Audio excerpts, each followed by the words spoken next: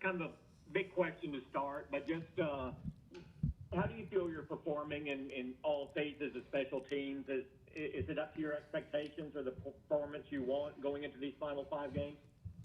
Yeah, that's a loaded question because I really kind of take it game by game, and I know that's probably just kind of dumb coach speak, but, you know, at the start of the season, there was some kind of feeling it out and kind of finding who our core guys are going to be, kind of like every year. And then once you get a month into the season, you kind of get a feel for it and you get some tape of opponents. You can kind of start game planning a little bit better. But I feel like we've settled into a pretty good core group of guys. Albeit the last couple of weeks, there's been quite a few changes, honestly, to our special teams personnel with some of the COVID. You know, like I said, you know, Noah got hurt this past game. Hopefully he's okay. And Tyler Coyle got to play. Simi Fehoko got to play. Izzy Mukuamu got to play. So a lot of moving pieces. Nashawn Wright in, Nashawn Wright out. But I think we're in a position where I feel really confident that our best football is ahead of us on special teams. And I told the guys that in this meeting that, you know, I expect us to play our best here in the last 5 weeks of the regular season in December.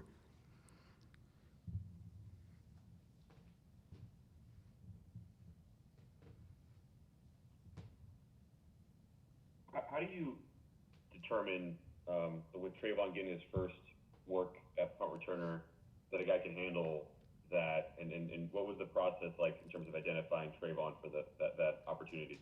Yeah, we knew he did it in college in his youth at Alabama, and then he comes out and he catches balls with us, you know, every day in pre-practice. So the biggest thing is trusting a guy that he can catch it and make good decisions also with it, and we feel 100% confident in that.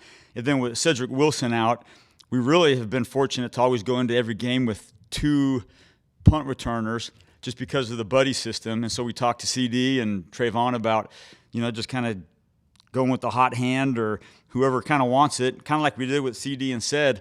And so there wasn't much magic to determining who was going to take the reps, just kind of a feel thing by series, honestly. And we really believe Trayvon can do a really good job, and I think he got us a first down on that one return.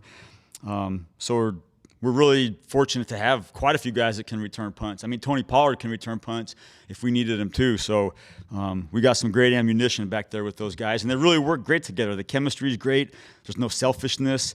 Sometimes they support each other and say, hey, you know, this is a good one coming up. You take it. And it's really cool to be on the sidelines just to be a part of, you know, guys just wanting to win and not really caring who takes credit for it or who gets the amount of touches.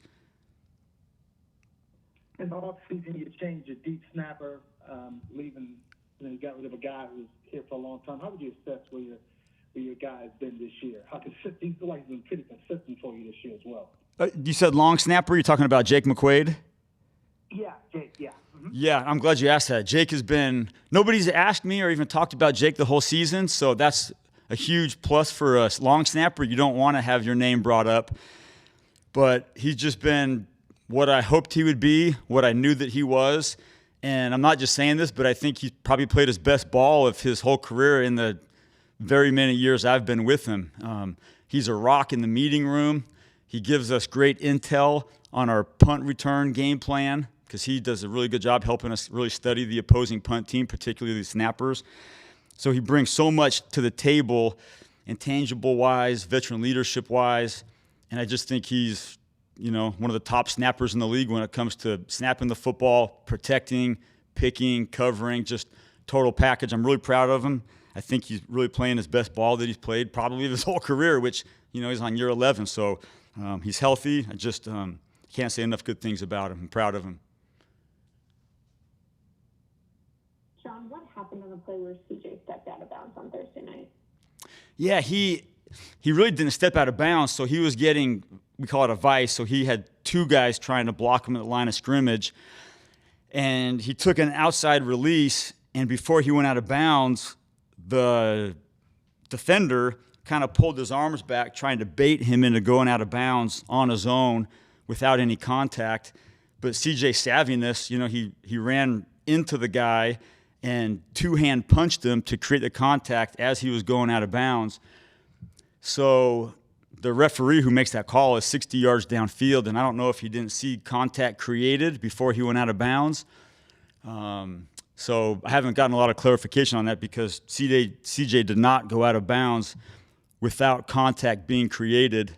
So in my interpretation, it's a legal gunner out of bounds, and then he re-entered, showing the line that he was not running out of bounds as a free man. So to me, it was a really good rep. I don't know what else to say about it.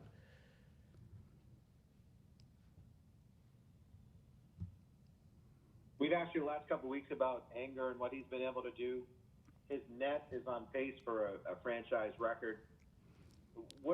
How much do you look at net over just the regular average and what that means? And I think it's going to be about 2 or 3 yards if he continues at this pace over the team mark for a season. Yeah, that's a great question you brought up. The only thing that we concern ourselves with is net. Our gross average doesn't mean anything to us. Opponent punt return average really doesn't mean too much to us either. It's all about what we net because it's, where's the line of scrimmage when we punt it and where's the line of scrimmage when they take it over. And we're trying to maximize the yardage, in between. So he's done a phenomenal job, really, especially this past month, I think, where he's kind of gotten a hot foot and he's put our gunners in position to make some plays. And our punt team has gained a lot of confidence in him. So I think he's a hell of a punter. I always thought he has been, and I think he's finding his way here. And I'm really proud of him too because his work ethic is outstanding. The last 10 years watching him on tape, you don't know about a man's work ethic or how much he really cares. But then to be with him Monday through Saturday and see how much he wants to punt, we really got to scale him back. But his intentional, process is just incredible, and I think that's directly attributable to his success. And I see no reason for him to slow down because he's got a great leg that he's 100% healthy, so there's no scaling him back, and I expect him to perform even better these next 5 games than he has in the past 11 or 12. What did you guys see in Malik Turner? He wasn't here in training camp of 2020.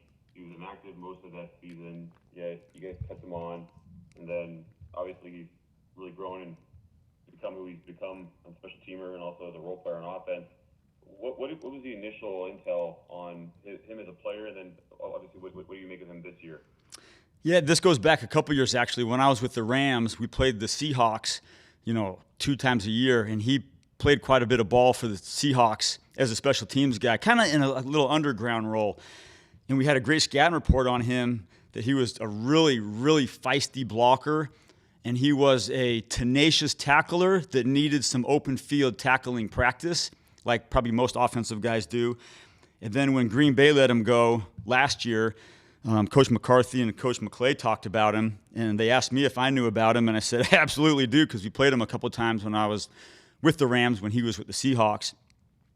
And Malik has proven to be arguably our most versatile special teams player. He is what we saw on tape, tenacious blocker, really tough cover tackler, and he's played a lot of positions for us just with a lot of the rotating in and out of bodies due to injuries or COVID.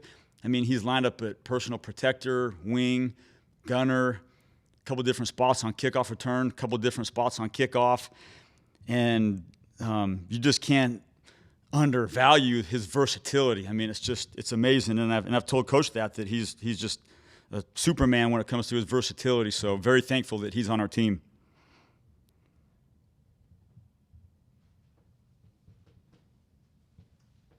All right, thanks, guys.